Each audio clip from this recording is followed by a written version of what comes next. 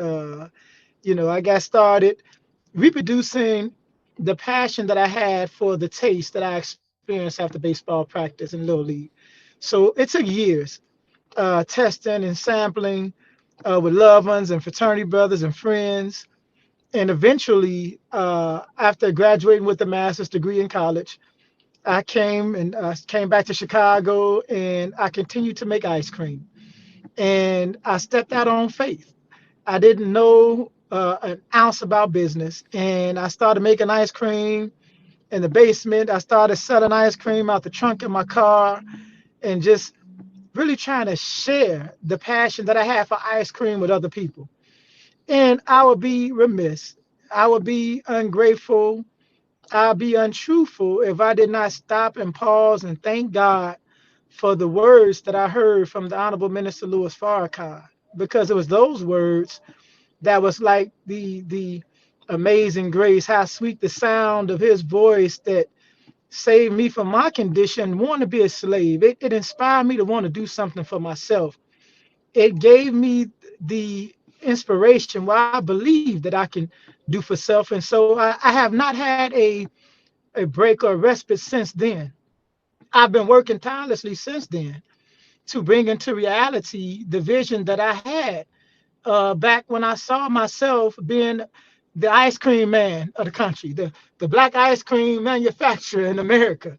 And so that's the goal, that's the vision. So I went from there to selling ice cream out the back of other people's business institutions. Brother Kareem, I had a room in the back of our sister spot on 63rd Street. This is way back in 1996. And eventually I stepped out on faith and I opened up the first location right off 79th and Langley in the Chatham community. And I just believe I could do it. I didn't even have a license at first. They came and said, "Hey, brother, you got to get a license." And I said, "I'll submit." I just believe I could do it. And we went from there. And you were the first one, Brother Tory. See, people, you talk about my roots. Let's talk about your roots. See, people don't know you've been doing this for a very, very, very long time. It was Brother Tory with Bean Soup Time who wrote the very first article on Jabril Supreme Cream, which was the former name for Sean Michelle's homemade ice cream. And so I'm forever grateful for your sojourn, Brother Tory, and your deeply rooted work amongst us as entrepreneurs. I would always and I will continue to partner with you and to use your services because I didn't switch the needle, right? I'm in the spirit of You good gratitude. for that. You good for that. Maybe God paused me for a second so I can first give credit and acknowledge the bridge that I've walked on. And so, again, we had a line down the street this summer. We had a line to the other corner. But it was you, Brother Tory, that was here every weekend taking video footage. It was you that caught the people that came from Milwaukee because they wanted to taste the banana pudding ice cream from Sean Michelle's. Oh, they were returning back to Sean Michelle's for the banana pudding ice cream. So to make a long story short, to bridge everything, we went from 79th Street in 1999. My sister was the tragic incident of time. My sister was killed in a car accident, Sean Michelle's. And so we paused as a family. I stepped back and God strengthened me and gave me the vision to reopen my vision in an honor and dedication to my sister Sean. And so we were blessed to secure a location right across the street from Chicago State, right off 95th and Calumet on the corner. And we made a small store, very, very beautiful. And it was a better experience than even 79th Street. And we're thankful for 79th Street. And we still get customers to this very day from that very first location that opened in 1998. And we went from 95th and Calumet to 119th Street in Blue Island. We had the cones sitting out front. And that's when we started to attract more of the writers in Chicago, media attention. And our popularity started to grow. And we wanted more. The vision was to expand, to scale. So we went from there to our location on 87th Street, right off of Everline. And although the structure wasn't quite feasible for Sean Michelle's homemade ice cream parlor, but we still learned. It was part of our blessing. It was part of the bridge that we walked upon. And but it had a bulletproof window. And it's hard to tell you to come with your children to the ice cream shop with a bulletproof window up. So that was a part of our journey. We went from there. We were looking at getting a location more family friendly. And what I wanted always to be in Bronzeville. I was looking back then to find a perfect home right here in Bronzeville, right in this historical community. But it wasn't available for me at that time. I still had some preparation to do. So God, I guess, sent me up north. I was wondering how was Sean Michelle's fair and that main market where you have all of those major institutions at. So we went up there. We went from Blue Island to Broadway, and we opened up Sean Michelle's homemade ice cream on North Broadway. And by God's grace, we was well received in the community. We had everybody was coming for that ice cream, but it was still a part of the learning bridge. I did not know at that time that it's not just the recipe alone. I just didn't know at that time that it was not just the marketing. I had a few slices of the pie, but we were still missing the whole pie. Okay. And so what happened was our mechanical system in that small space couldn't keep the ice cream cold. So as soon as the weather got hot, all the ice cream started melting. But you got to keep pushing. Remember, faith is a substance of things that you hope for. It's the evidence of things yet seen, but you should see something. So I was still in the process, okay? So a good friend of mine, very close, Jamal King. Some of you all might know him for Making Real Estate Real. I'm going down. I got to get a credit along my way. You know, God placed people in your life, and you ultimately have to acknowledge that it's him that's doing it, you know?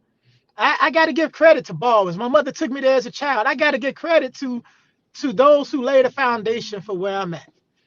And so the Rosenwald building was being redone, a major project here in the city of Chicago.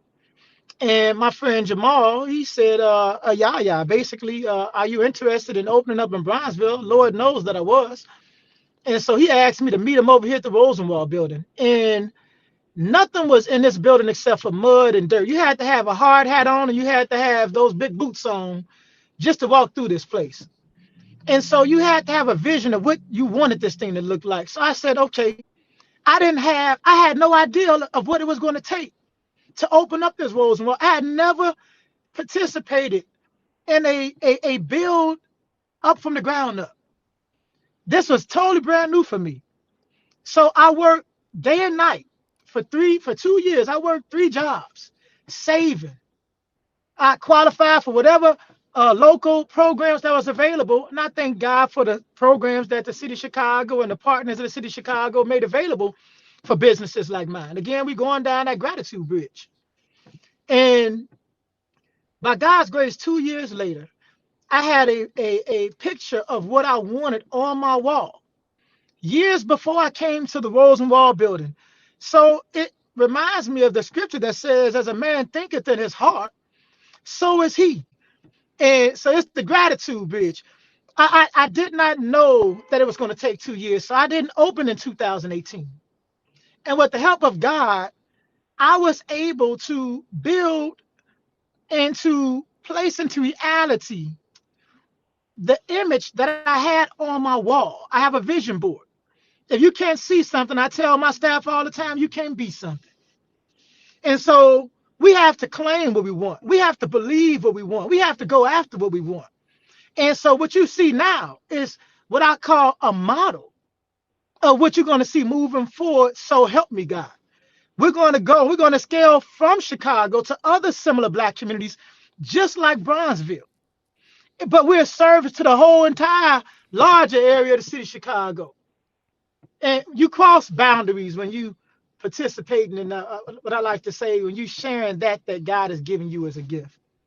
Everybody can see it. Everybody can appreciate it. So to make a long story short, we're here in Bronzeville, and our goal is to take you back down memory lane, but this time bring your children too. We're giving you that homemade ice cream, the kind you turn with the churn. We're giving you real homemade ice cream. We're giving you ice cream custard, straight milk, cream, eggs, and sugar. We're giving you that you could only find at your grandma's house. And I like to say everybody loves vanilla. You haven't had vanilla until you tried the vanilla at Sean Michelle's homemade ice cream. You have people who have literally broke down into tears because it reminded them of experiences that they had as a child. So this, I like to call this the culinary ministry. Our goal is to put a smile on the face of our people, in particular during a time like this, these trying times. So we just want to do our part, one scoop at a time. And we have also taken you back down the bridge of memory lane with old school buttercrust peach cobblers as well. We have flavors that you can't find nowhere else. Why? Because we want to take what we've experienced as a child and we want to bring it back, but I like to say, put it in a luxury vehicle. So we got butter pecan. How can you be a old school ice cream parlor without butter pecan? But we also got a bourbon butter pecan. Yeah, we got vanilla, but we also have a fresh bourbon brown sugar vanilla bean. Of course, we got banana pudding ice cream, hard to find, but you won't be able to taste the distinction in flavor from the ice cream versus what you would have if you had a scoop of banana pudding out the refrigerator that your grandma made. Yeah, we got peach cobbler ice cream. I mean, peach cobbler, real peach cobbler, but we also have peach cobbler ice cream. We got flavors like honey cinnamon graham cracker, which is the very first flavor that I made when I was in college. I didn't start off with vanilla.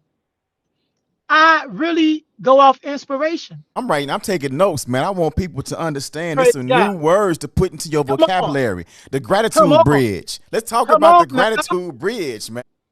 So I know that I'm on a road, and I don't want to go beyond what you had in mind, Brother Tory. But I'm very, very thankful. And it just shows you, hey, when things seem to get off track, say a prayer, That's whatever it right. is that you do, and that God might imbue you with the spirit that he wants you to have. So whatever happened today was meant to happen. And I'm so thankful. My wonderful, beautiful wife, I can't close my remarks without giving thanks for my beautiful wife, because behind any strong any man, period, behind any strong man, you better know it's a woman that helped him to be that way. And we can't rise no higher. We taught a nation can rise no higher than this woman. So I thank God for my lovely wife and all of her support that she has given me and continue to give me. And she was helping me to troubleshoot as we were going through this here today. I really wanted her to be on here with us. And maybe sometime in the near future, we'll both be able to talk to your wonderful audience together. Man, But thank you. absolutely, man. Definitely. That was going to be my next question to mention her. Definitely works hard with you, alongside of you in the business. Has a wonderful spirit and energy. And I would be remiss if I did not acknowledge that she is a Limb Bloom alumni. Swoop, swoop, Shucks. swoop. So, and I knew it look, I somewhere. don't know. I gotta make sure Mays know this, man. He let the cult in the building, man. We have Mr. Coach. 1988, Tory Muhammad, formerly known as Tory Rocket, in the building, man, holding it down for Big the truck. Eagles. Come on.